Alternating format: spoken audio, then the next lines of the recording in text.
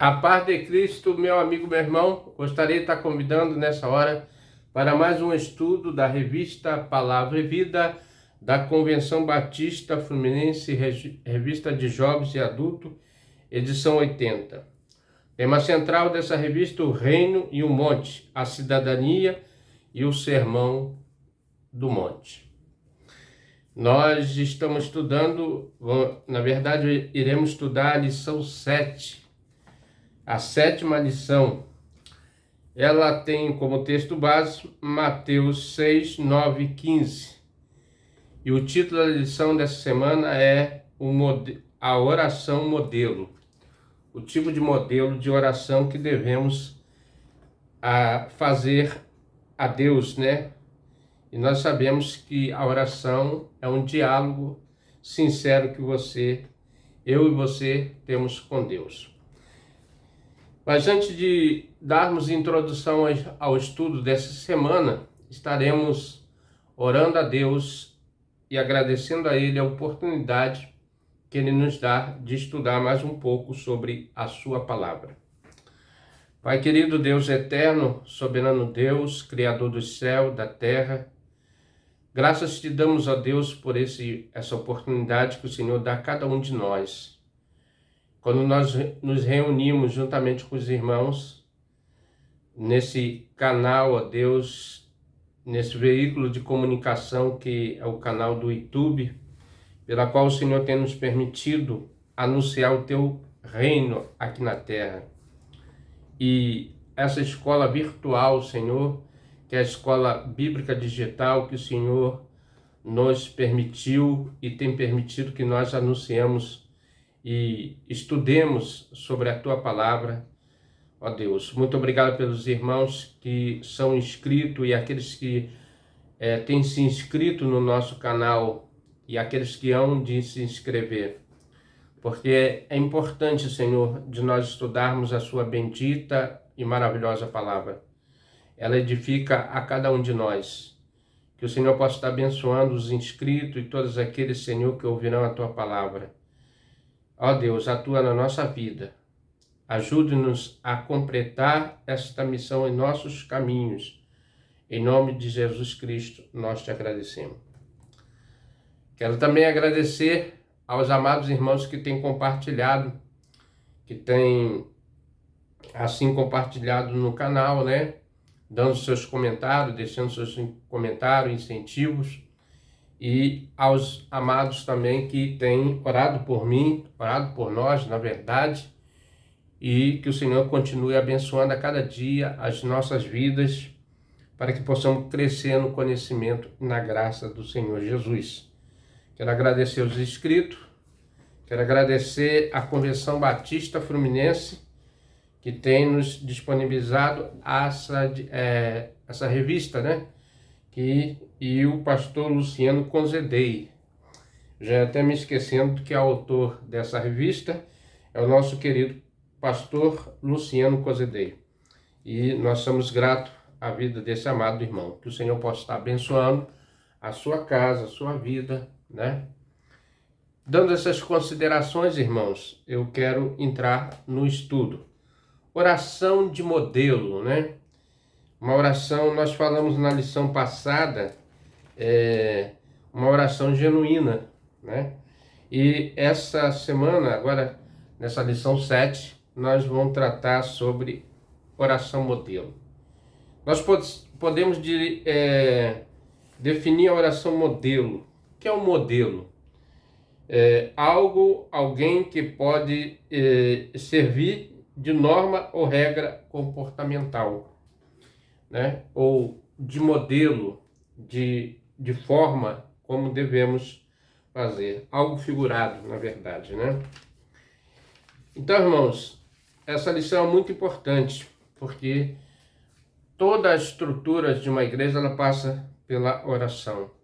Lembrando que Jesus, quando saiu logo assim do batismo, né? Ele foi levado ao deserto. E a oração também serve como uma aprovação, né? Uma sustentação para a nossa fé cristã. O objetivo final desse estudo, você compreenderá que precisamos aprender muito a respeito da oração, né? O autor coloca aqui que nós devemos aprender muito mais do que nós sabemos sobre a oração. E que a maioria de nós ainda é pouco mais do que um aprendiz nessa área. Então o autor está colocando que nós devemos nos empenharmos mais em oração, porque nós somos poucos, aprendemos muito pouco sobre a oração. Nesse estudo falamos sobre a oração genuína, no último estudo, né? E observamos que o propósito da ênfase de Jesus sobre o segredo, quando se trata da oração, é purificar nossas motivações. Então, o que nos leva a orar diante de Deus? Qual seria a motivação que nós colocaremos diante de Deus para que Ele possa tratar as nossas vidas? Pois uma oração que não estabelece contato genuíno com Deus é inútil, né? Então, aqui o autor está colocando, pois uma oração que não estabelece o contato genuíno. Então, a intimidade que você tem que ter com Deus, ela tem que ser uma proposta ou um pensamento que você tem que ter, porque você tem que ter um contato verdadeiro com Deus, um contato genuíno, um contato que você tenha realmente uma intimidade com Deus, não uma coisa superficial, né? E quando você não faz isso, ela é inútil. À luz do texto proposto, examinaremos a oração modelo de Mateus, em paralelo com Lucas 11, 1, 4. Então o autor está trazendo o paralelo entre Mateus e Lucas, no mesmo, falando sobre oração, né? Os dois falam sobre oração. Lucas apresenta algo mais curto, né? Vamos ler aqui Lucas 11, 1, 4, né? Lucas, vamos ler esse texto de Lucas. E depois nós vamos ler o texto que eu esqueci de ler, o texto base, né? Que devemos ler. Aliás, vamos ler Mateus primeiro? Vamos ler Mateus primeiro, que é o texto base, aí depois nós vamos ler o texto de Lucas. Mateus 6, 9, 15. Portanto, vós orareis assim. Lembrando, irmãos, que esse texto de Mateus foi um pedido dos próprios discípulos de Jesus, né? Que eles queriam saber como deveria orar a Deus, né? E ele diz assim: portanto, vós orareis assim: Pai nosso, que estás no céu, santificado seja o teu nome. Venha o teu reino e seja feita a tua vontade, tanto no céu como na terra. Ou tanto na terra como no céu. O pão nosso de cada dia dá-nos hoje. Perdoa as nossas dívidas, assim como nós perdoamos os nossos devedores. E não nos induz à tentação, mas nos livra do mal, porque teu é o reino, o poder e a glória para sempre. Porque se perdoardes aos homens e as suas ofensas, também vosso Pai Celestial vos perdoará a vós. Se, pois, não perdoardes aos homens e as suas ofensas, também vosso Pai vos não perdoará as vossas ofensas. Agora sim, vamos ler, irmão. Aproveitando já, né? Vamos ler Lucas 11. Lucas 11.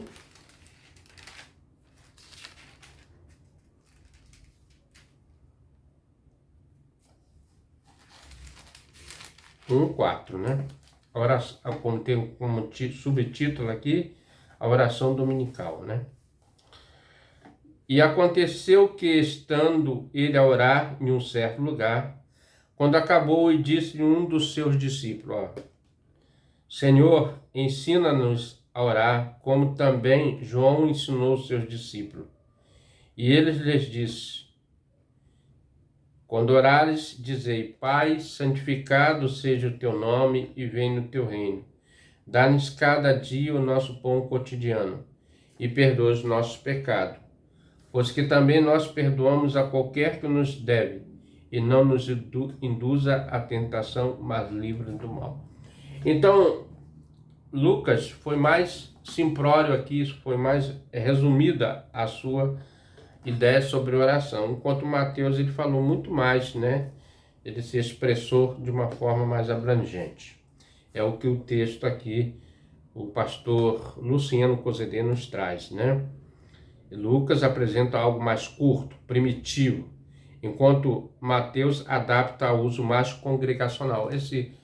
Quando nós estamos mais juntos, dá ênfase ao fato da consciência de que não podemos excluir ninguém quando nos acheguemos a Deus como o princípio.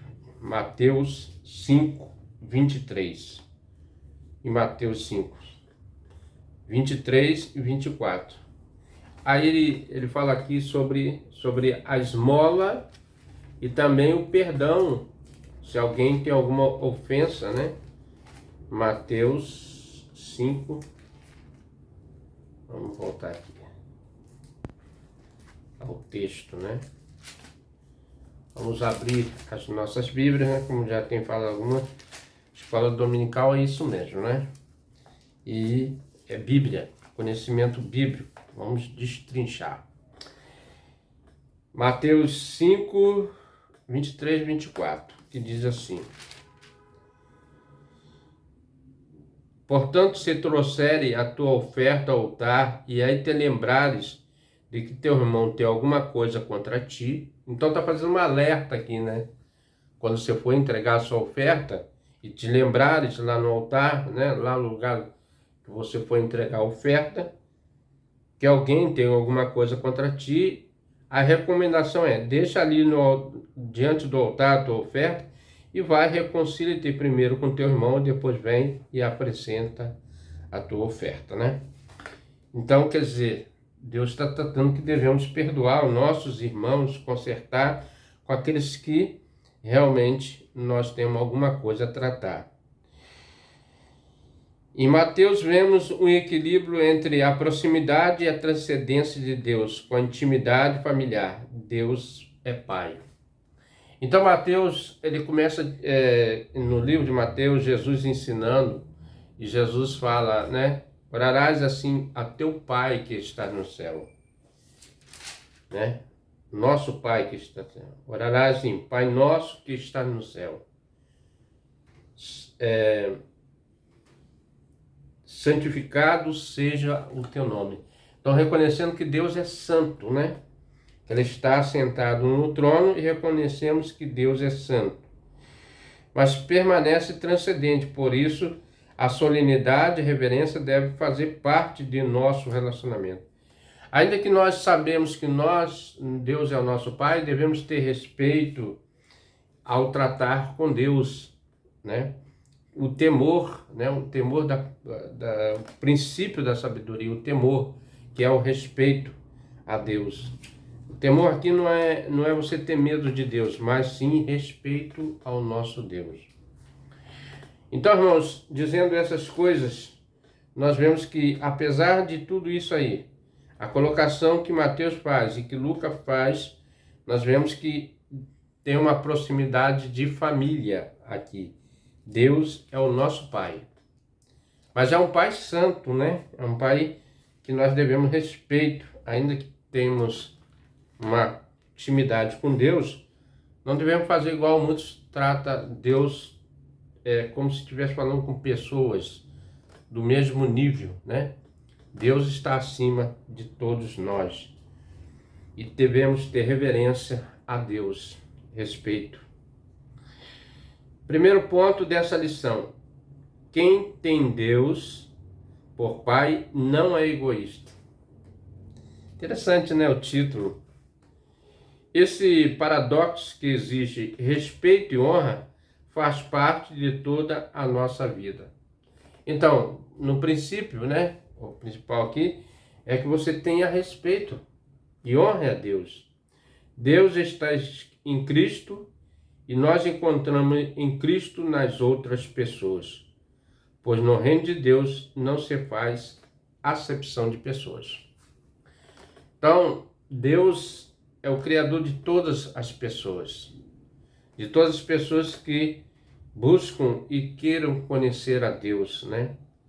A Descartes afirma que antes da expedição vem a compreensão de que o cristão não deve orar em magnífico isolamento e deve entender que a espiritualidade e isolamento exacerbados são conflituosos. Nós entendemos, irmãos, que Deus, na oração, devemos abranger as pessoas, né? Vamos ver aqui em 1 João, primeira carta a João, e lá para o final, né? João 5:1. Todo aquele que crê que Jesus é Cristo é nascido de Deus. E todo aquele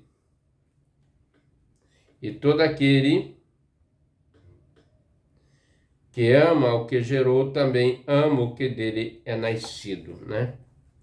Então devemos amar as pessoas. Jesus veio trazer a lei do amor para conosco, né?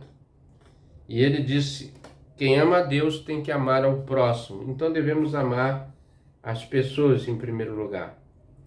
Nesta compreensão, ao que me dirigir ao nosso Pai, minha preocupação é com o nosso pão de cada dia, nossos pecados, as nossas tentações, não somente com as minhas.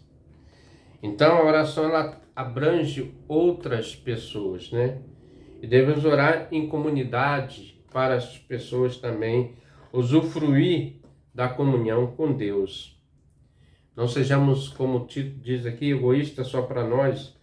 Os apontamentos a seguir nos ajudarão a permanecer sinceros e inculpáveis em nossa caminhada nesse reino.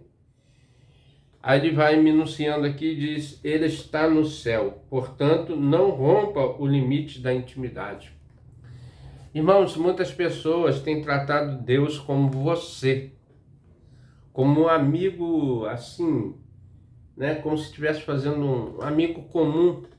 Mas Deus, além de ser o nosso amigo, né? Ele não vai deixar de ser o amigo, o melhor amigo do homem, mas devemos respeitar ele como Pai, como Deus, né?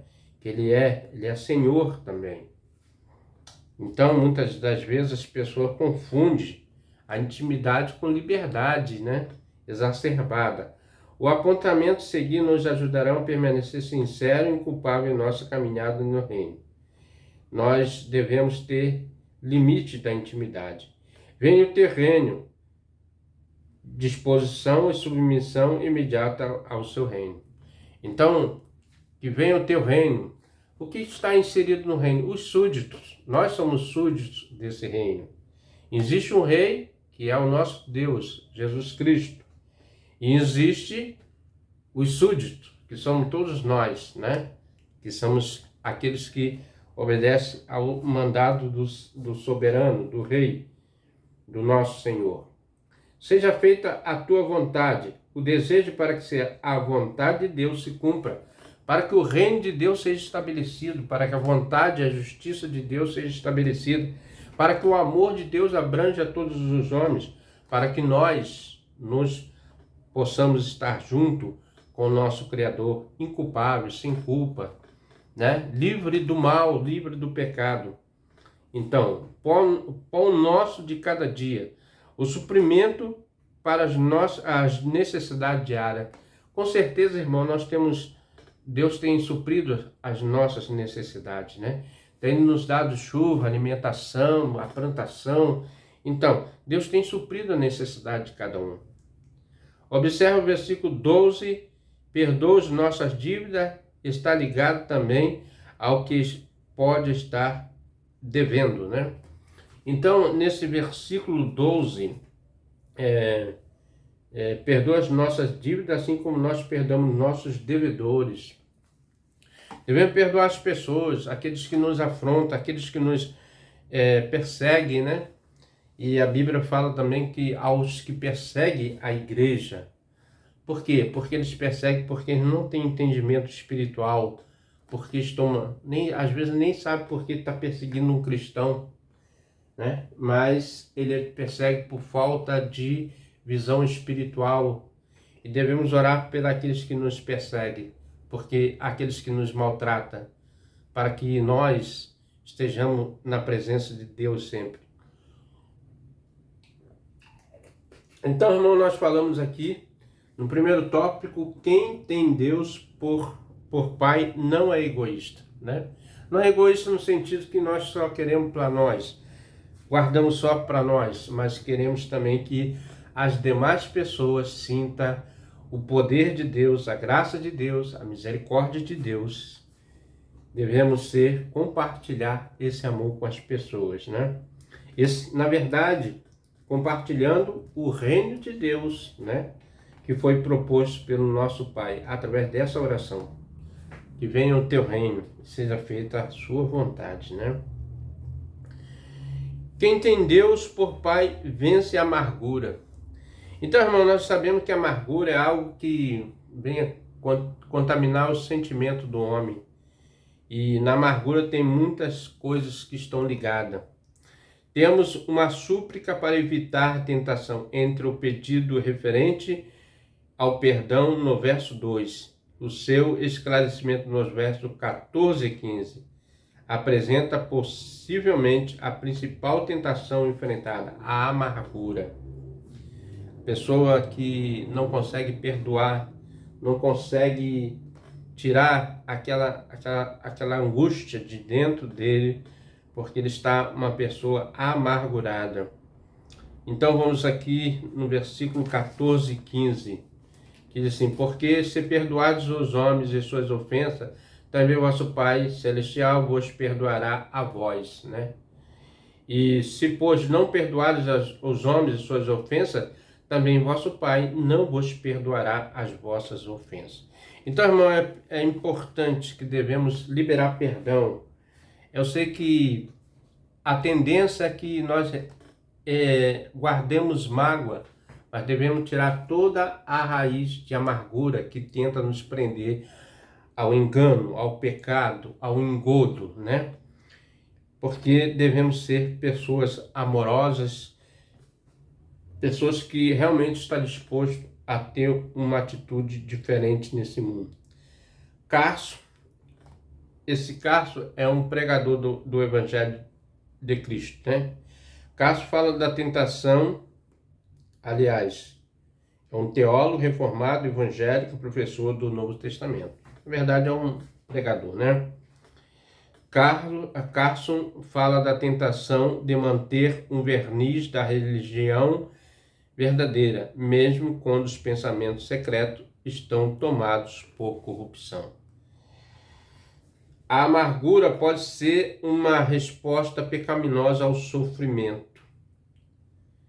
Então, a amargura se torna um pecado, porque a pessoa está sofrendo aquela angústia, né, de não poder se libertar, causada pela incredulidade na justiça soberana de Deus. Por achar que Deus não faz justiça, né? Porque Deus, na verdade, Deus é um Deus justo, misericordioso, compassivo. Mesmo quando seu propósito é oculto, a amargura é um problema interno que se manifesta extremamente. Em algum momento, aquela dor que causa na alma será extravagante na vida daquela pessoa que guarda amargura. Vamos ler aqui Hebreus.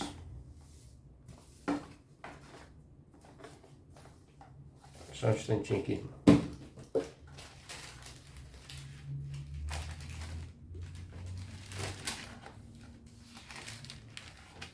Hebreus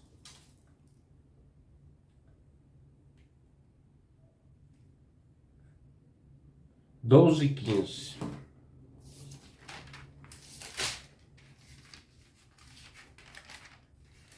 Hebreus 12:15. Diz assim: tendo cuidado de que ninguém se prive da graça de Deus, que nenhuma raiz de amargura brotando vos perturbe e por ela muitos se contaminam. Então, irmão, o que ele está utilizando aqui, né?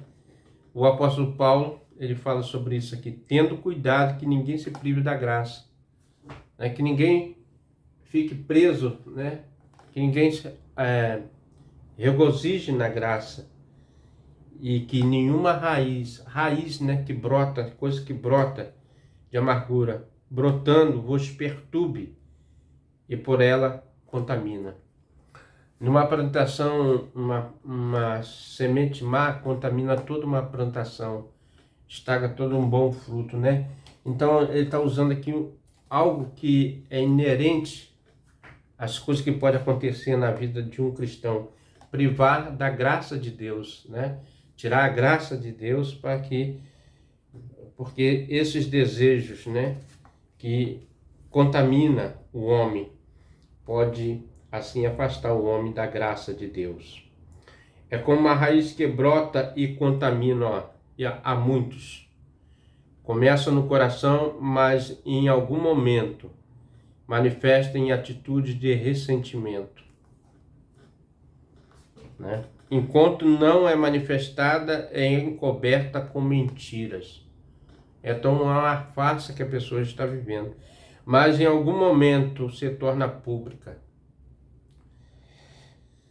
A primeira manifestação do ressentimento da ira não é resolvida, é bloqueada na comunicação, né? Quando a pessoa deixa de se comunicar com seu irmão. Quem guarda ressentimento age como se tivesse tudo bem, mas na verdade não está. Porque aquele problema que foi causado lá atrás não foi resolvido. E o texto nos diz que devemos deixar a nossa oferta ali e reconciliar com aquele que tem ódio no coração, o seu ódio encoberto por engano. Vamos ler Provérbios 26, 24 e 23. Provérbio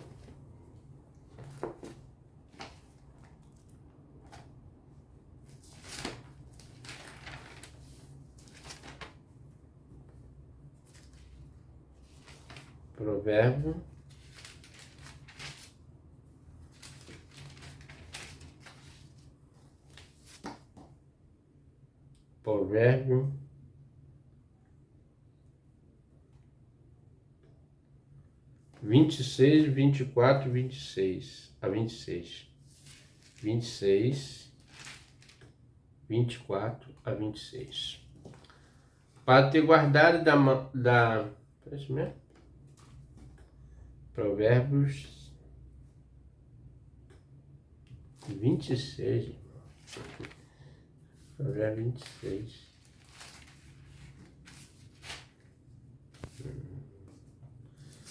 Amém.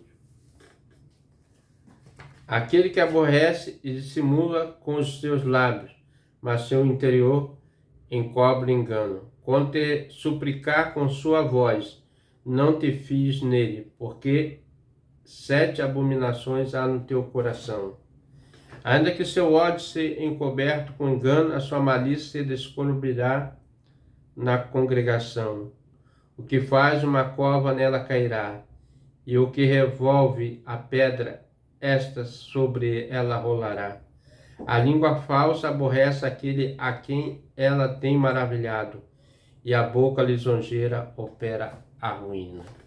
Então, irmãos, devemos ser sinceros com nossos próprios sentimentos, né? Na verdade, não deixando espaço para amargura ou ressentimento. É como uma raiz que brota e contamina, né? Já fiz. Não, tá aqui.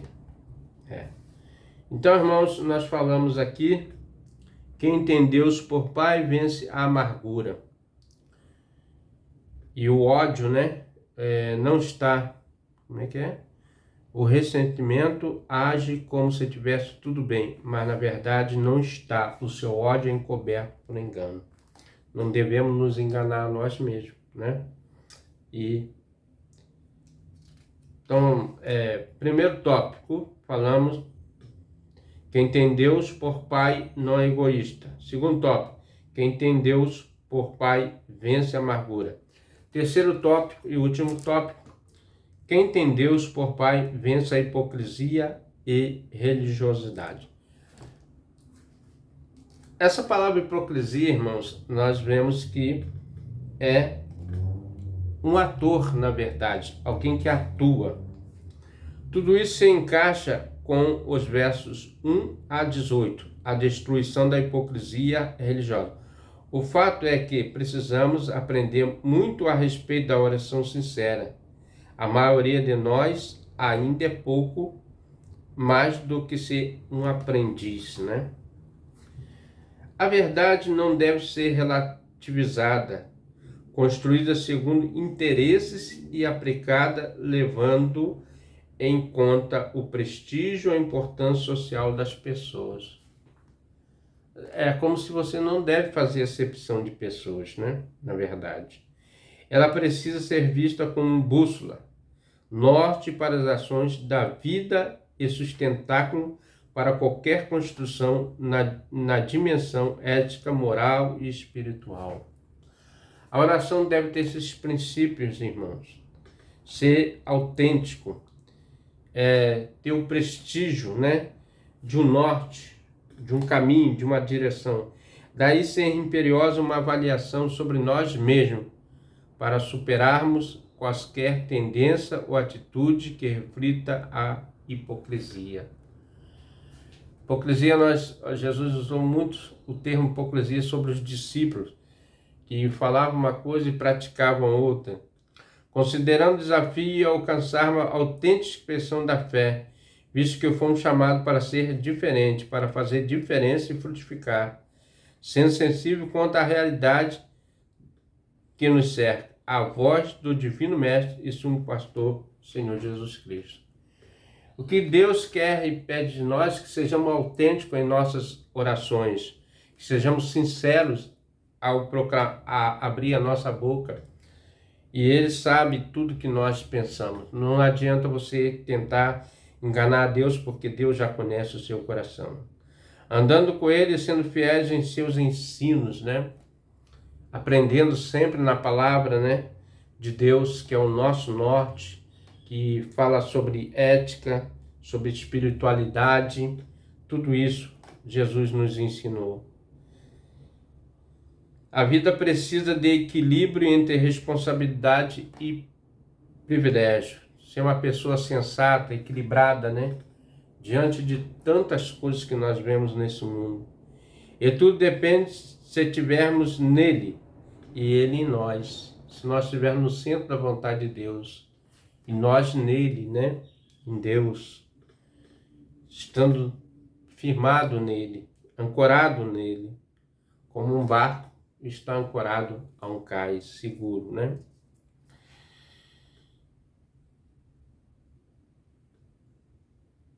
Precisamos vencer a hipocrisia para alcançar uma expressão autêntica de fé. Do grego epikneon, ou hipocrisia, que significa inicialmente separar gradualmente, ou representar um papel, fingir, né?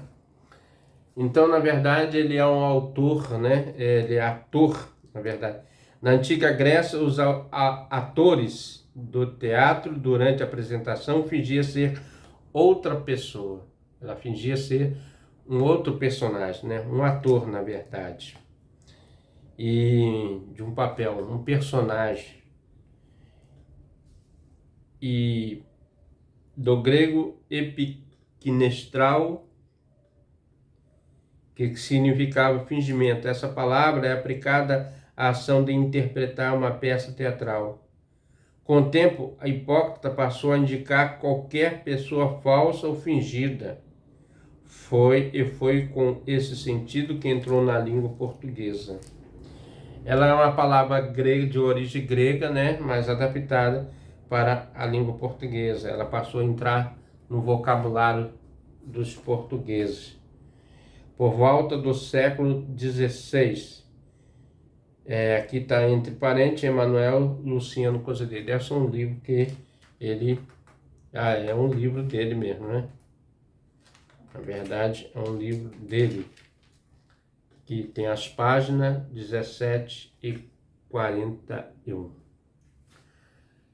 Concluindo esse estudo dessa semana, irmãos, nós falamos no primeiro tópico: quem tem Deus por Pai não é egoísta, quem tem Deus por Pai vence a amargura, e quem tem Deus por Pai vence a hipocrisia religiosa, né?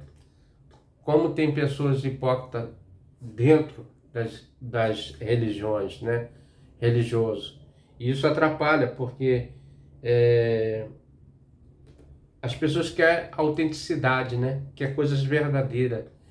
E quando essas pessoas estão no meio, dificulta a aprendizagem do verdadeiro evangelho.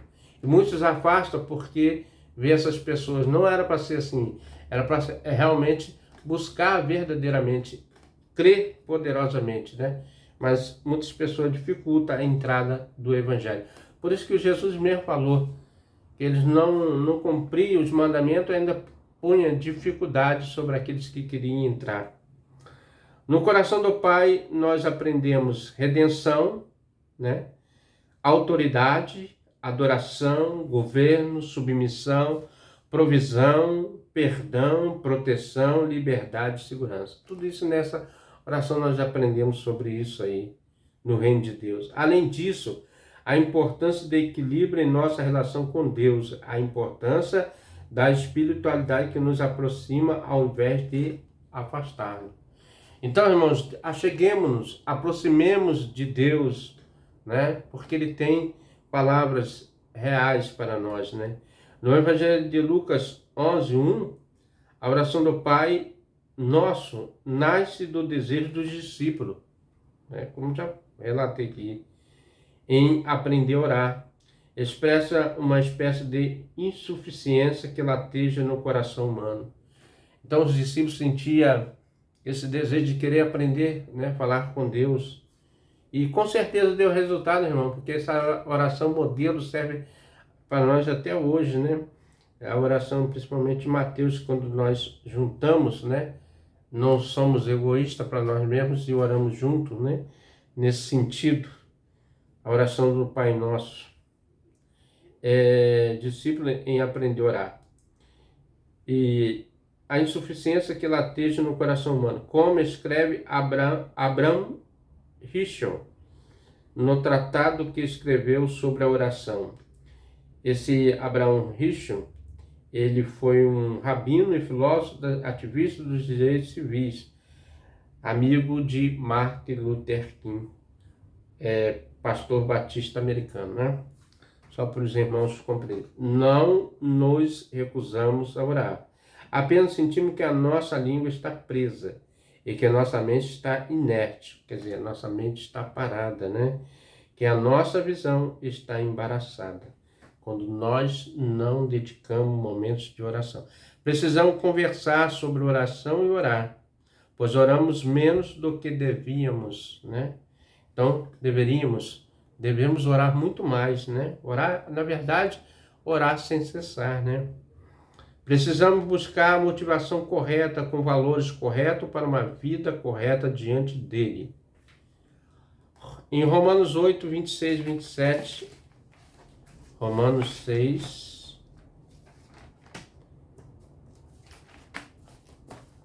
Romanos 8, né?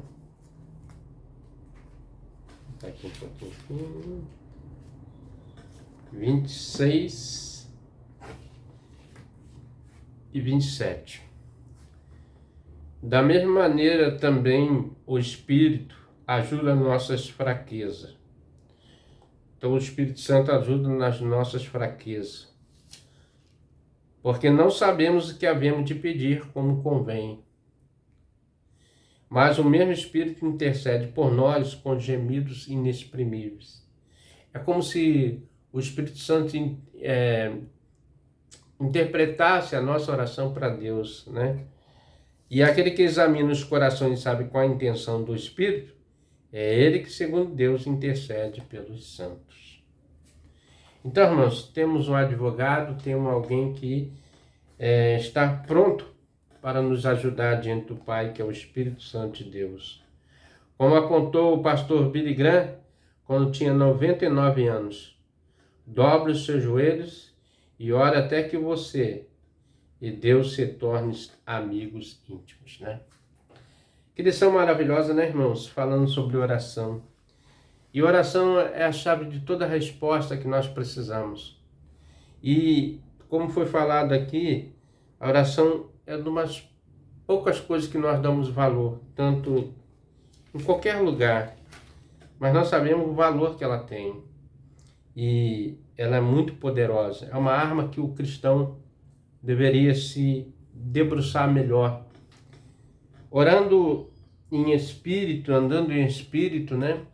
E quando você lê a palavra, você é abençoado, mas quando você ora, também você é enriquecidamente, você é cheio da graça de Deus, porque a todo instante Deus quer comunicar com o homem, e a oração é um desses veículos que nós ouvimos a voz do Espírito Santo de Deus ao nosso coração. Já terminamos já esse estudo, irmãos, e iremos orar por nós, né, por cada um de nós, e agradecendo também a Deus. Mas também para pensar e agir, tem algumas perguntas para mim e para você, né, que está aí do outro lado. A comunhão é a dádiva de Deus em seu reino. No reino de Deus nós vamos ter essa comunhão plena. Você tem amigos de oração? Se não, por quê, né? Deveríamos ter, né, um amigo de oração. Nós somos filhos de Deus, que o nosso Pai amoroso e querido, você compartilha com Ele as suas amarguras e tristezas? Faça isso agora. Ao orar, você faz com motivações corretas e valores corretos ao reino de Deus? Então, irmãos, devemos ter sinceridade diante de Deus e valores corretos, né? Para que Deus possa assim nos abençoar e ser abençoado por Ele, né? Vamos orar, agradecendo a Deus a mais um estudo, né? Que Ele tem nos abençoado. Vamos orar. Meu Pai querido, meu Deus amado, Senhor da criação de todo o universo, obrigado, Deus, por mais uma oportunidade que o Senhor nos dá. E a cada hora que nós prostramos diante de Ti com nossos corações sinceros, sabemos que o Senhor sonda os nossos pensamentos e o nosso coração, vê tudo que se passa na nossa mente. Mas queremos colocar diante de Ti, Senhor, a nossa gratidão e reconhecer, ó Deus, que só Tu, ó Pai, pode nos livrar do pecado, trazendo justiça sobre a humanidade. Perdoa, Senhor, os nossos pecados, perdoa aqueles que nos devem, perdoa aqueles que nos ofendem, perdoa, Senhor, o nosso pecado, ó Deus, que tem nos afastado muitas das vezes da Tua graça, e que no Senhor possa nos reconciliar com Cristo, o Senhor da glória, que veio a este mundo e padeceu por nós. Que o Teu nome seja grande, Senhor, entre as nações, e que todos reconheçam que Tu enviaste o Senhor Jesus Cristo para salvar a todos nós, que nós somos pecadores. E precisamos, Senhor, da Tua graça, da Sua misericórdia e compreensão, ó Deus, para suportarmos os dias, Senhor, que são maus neste mundo, a qual nós tem sido preparado para cada um daqueles que aceitarem a Cristo como Salvador, morar nesse lindo lugar que é o reino dos céus, a qual o Senhor foi há algum tempo já preparar a sua morada. Que o Senhor possa estar preparando a morada de cada um de nós e que o Senhor possa estar nos livrando de todo mal, guardando a nossa entrada, a nossa saída, a nossa direita, a nossa esquerda, a retaguarda e a nossa frente. Ó bendito Deus, a maravilhoso Deus, não há Deus maior, não há Deus melhor, e jamais haverá um Deus tão grande e poderoso como o Senhor, porque fora de Ti, Senhor, não há Deus. Tu és o único e verdadeiro Deus, a qual nós adoramos e servimos, e louvamos e exaltamos. Bendito seja o Teu nome, Senhor, para todos sempre. Amém. Meu irmão, meu amigo, se tu tem gostado dos nossos estudos, venha conosco. Até o próximo estudo, se assim o nosso bom Deus nos permitir. Amém? Amados irmãos, nós estamos orando sem cessar, orando pelo nosso Brasil, orando pela família, orando pela proclamação do Evangelho, pelo avanço missionário, orando pelas igrejas, orando pelos pastores, orando pelos líderes, orando por todos. Toda a última sexta-feira do mês, nós temos tido vigília de oração na nossa sala virtual de oração. E muita gente tem participado. Próximo ano, nós teremos uma vigília de 366 dias, ininterrupta. Vamos começar no dia 31 de dezembro, meia-noite, e vamos até 31 de dezembro de 2024, meia-noite. Nós precisamos de 1.464 igrejas para orar durante 8.784 horas. Cada igreja assumindo um bloco desta vigília ininterrupta de oração durante um ano. O site para inscrição já está disponível. Faça o cadastro da sua igreja nesta grande vigília. Os batistas brasileiros orando um ano sem cessar. 2024, ano da grande muralha de oração. Ano de oração. Conto com você, conto com a sua igreja.